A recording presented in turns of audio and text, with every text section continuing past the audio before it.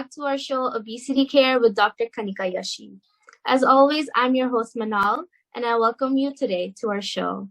I hope you guys are doing well and ready to engage in this interesting conversation with us on the role of physical activity in obesity care. First of all, I would like to introduce Dr. Kanica Yashi, who is trained in internal and obesity medicine and is a skilled researcher and educator. I hope you're doing good today, Dr. Yashi. Welcome. Hi, Meenal. Thank you. I'm doing really well and very excited to be back on the show. So viewers, let's not waste any more time and let's start our topic today, which is the role of physical activity in obesity care. I would like to ask Dr. Yashi, what are some of the benefits of exercising daily, and what happens when you exercise? Yeah, Meenal, so that is a great first question. Like, what really happens when you exercise and what are some of the benefits? So there are a lot of benefits to exercising daily. It has a positive impact on almost all the organ system. I'll start by talking first about the heart.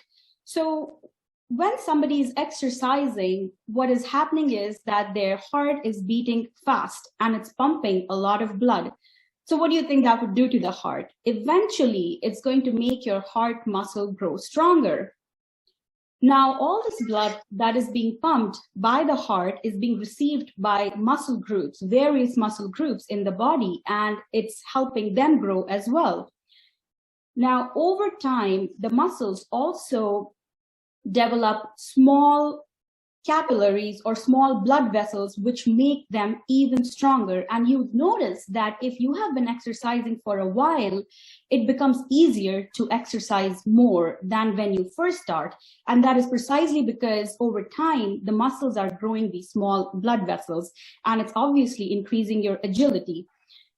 We are all aware that exercising regularly can help lower your blood pressure, can help lower your blood sugars and improving your diabetes. It also helps you sleep better. Exercising regularly increases something called as those happy hormones, endorphins, which helps prevent depression. So as you see, exercising daily has a lot of benefits, and I just listed only a few in front of you, and there are so many more. Right. Yeah, I feel like you covered like every part of life that is improved if you exercise daily, which is amazing, you know? Yeah. So then I would like to ask, do you have any recommendations regarding how much one should be exercising daily? Meenal, that's also a really good question. There are recommendations as to how much one should exercise daily or weekly. The American College of Cardiology recommends 150 to 200 minutes of exercise weekly, that is of moderate intensity, or 75 to 150 minutes of high intensity workout weekly. So if somebody is doing a moderate intensity workout, that would mean doing 30 minutes 5 days a week, or maybe 45 minutes 3 days a week. Now, what are those moderate intensity workouts? So the examples would be brisk walking, lawn mowing, light effort biking. What would be examples of high intensity workout? Those would be like playing high intensity or a contact sport like soccer, football, basketball, running, or jogging. So those would be high intensity workout. So basically, it means that you could do 150 minutes of moderate intensity workout weekly, or 75 to 150 minutes of high intensity workout weekly. However, for our viewers, I would suggest that if you are going to engage in a high intensity workout, please consult your physician or family doctors before doing such activities, especially if you have not been very active in the recent time. So that is an important point. Now, the other thing I want to say is that there is also benefits of walking. So if somebody is doing 10,000 steps daily, it has a lot of cardiopulmonary benefits as well as help you lose or maintain that weight. So it's the 10,000 steps daily. I find this recommendation very suitable to suggest to someone who has been inactive for a while. You know, when I see patients, they are not really engaging in physical activity, they've been inactive, I tell them that why don't you just get a pedometer and start tracking your steps? Because this is something very easy to start off with as a first thing when you're trying to help people get into that exercise mode. Yes, definitely. And I feel like technology today has made it easier. You have so many apps on your phone you can download to track your steps or what you're doing, exercising. So definitely, that's a good recommendation.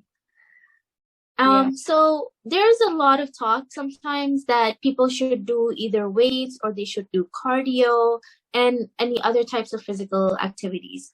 What is your take on that?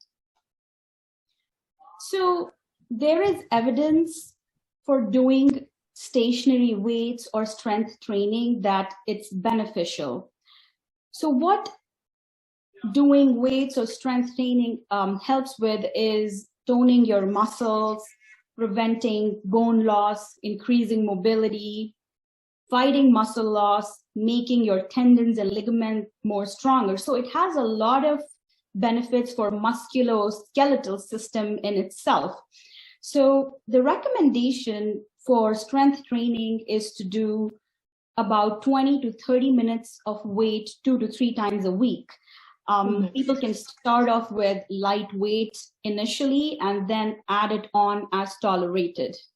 So Dr. Yashi, you've been practicing medicine for a while now, and you're a specialist in obesity care. So in your practice, how has people's weight affected their joint problems? So when people are obese, it really affects their joints. I mean, think of it in a way that you're carrying all that excess weight on your body and it really hurts your legs and joints. And it especially affects the knees, the thighs, the low back, and the hips.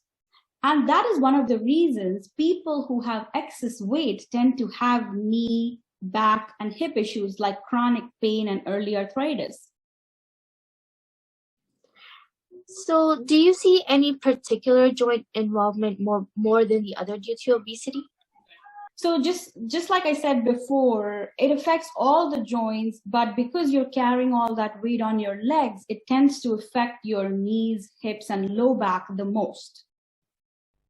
So what advice do you have for people who suffer from chronic knee, joint pain issues, back issues, who are trying to engage in more physical activity? Yeah, my advice would be that start slow when you are starting to engage in a physical activity, especially if you have been inactive for a very long time. Consult with an exercise therapist who can guide you to get the right kind of exercise for yourselves that is safe. Know that sometimes exercising in a wrong way or doing a certain type of activity that's not suitable for you can do more harm than good. For example, when I see someone who suffers from knee and hip pain chronically, I would not suggest them to just start running or jogging, as that can worsen their problem. Instead, my focus is that they do more stationary exercise like stationary biking. So basically, the type of exercise can change and depend on the kind of joint that's involved. However, I say that usually starting off with simple walking or getting steps is the most safest way to start a physical activity if you have been inactive for a while. Right. I think that is good. That start slow and then you can always build up. You know, being consistent is also key. So any other advice you have for people in general to stay more active? So in our obesity treatment world, you know, we usually talk about two terms. One is the eat, not the eat, but It's the exercise activity thermogenesis. So what that means is that when you are participating in a focused exercise or an activity, you are burning calories, your body is producing heat, and that helps you lose weight. So that is the exercise activity thermogenesis. The other term is the NEAT, that is non-exercise activity thermogenesis. That is the energy that is spent on everything besides when you're doing a focused exercise or when you're sleeping. So that is what we are talking about when we say in layman words that, hey, be more active or increase activity, because the need, that is the non-exercise activity thermogenesis, is basically activities of your daily living, like going up and down the stairs, like cooking, gardening, putting dishes in the dishwasher, the usual walking, carrying a grocery cart. So that can be really helpful if you are able to increase your activity in terms of activity of daily living.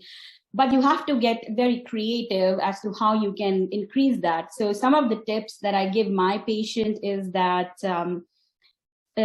would be that if they have an opportunity to take stairs as opposed to taking elevators, do that. You know, use more stand-up desk instead of being seated and working on the computer.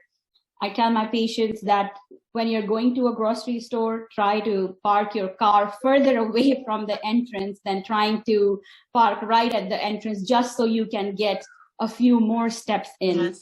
So these are just some of the ways in which you can increase your activity of daily living, which does count towards helping you lose weight or helping you maintain that weight, if that's what your goal is.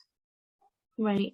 Yes, I think there's so many small ways that you can incorporate in your daily routine that can help you out in the long term, build more consistently, and you can take you can do a lot more, build on it. Absolutely, absolutely. I'm going to say something final to our viewers for this whole exercise thing. There are a lot of recommendations that are out there, but really what it comes down to is that you find a kind of activity that you really like to do, because that would keep you consistent, and consistency is the key. Now, somebody may just like walking, or somebody may like doing more of hiking or those outdoor sports. Some people may like to go to the gym. So it's not like one size fits all. So try to know what you like and try to do that every day and be consistent with it. And all these recommendations are always there in a place, but to be able to really follow what you like is the key to being consistent. And that is what's going to lead to weight loss and being more fit. Doing any activity is better than doing no activity. So that's what I'd like to say. I like that. Doing nothing is not good at all. Yes. Okay. So viewers, I hope you guys enjoyed today's conversation on the role of physical activity on obesity care. And I hope you guys had something to take away from today's episode, because as you guys heard from Dr. Yashi, that there are so many benefits of getting yourself involved in physical activity. You can start by walking, as little as that. So I hope you guys enjoyed this talk today. So glad to be here with Dr. Yashi. Guys, don't forget to watch our show on YouTube, MANATVINT International's YouTube channel. Please subscribe to our page and follow us on Facebook. I'm your host, Manal, and I hope to see you next week.